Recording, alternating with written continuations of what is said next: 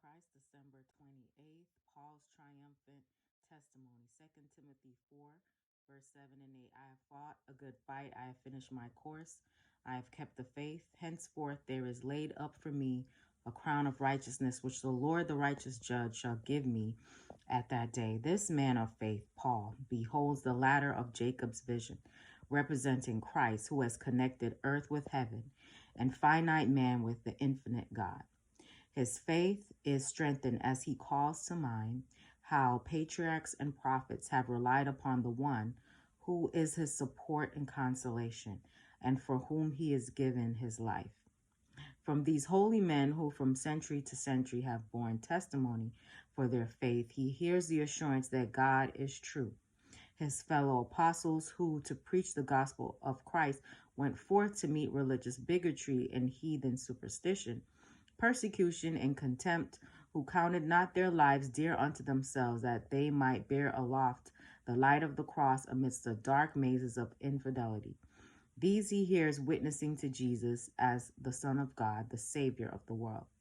From the rack, the stake, the dungeon, from dens and caves of the earth, there falls upon his ear the martyr's shout of triumph.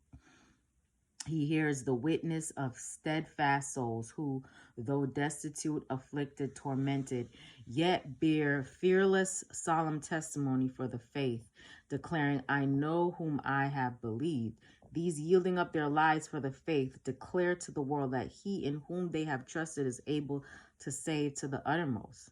Ransomed by the grace of Christ, washed from sin in his blood, and clothed in his righteousness, Paul has the witness in himself that his soul is precious in the sight of his Redeemer.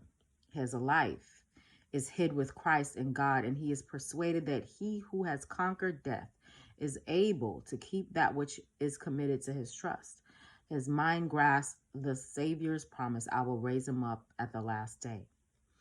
His thoughts and hopes are centered on the second coming of his Lord, and as the sword of the executioner descends and the shadows of death gather about the martyr, his latest thought springs forward, as will his earliest in the great awakening, to meet the life giver who shall welcome him to the joy of the blessed.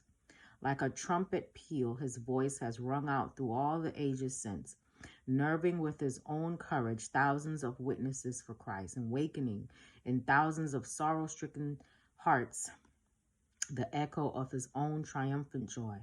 I have fought a good fight. I have finished my course. I have kept the faith. Henceforth, there is laid up for me a crown of righteousness, which the Lord shall give me at that day. Hope you have a great day today. Reflect Christ.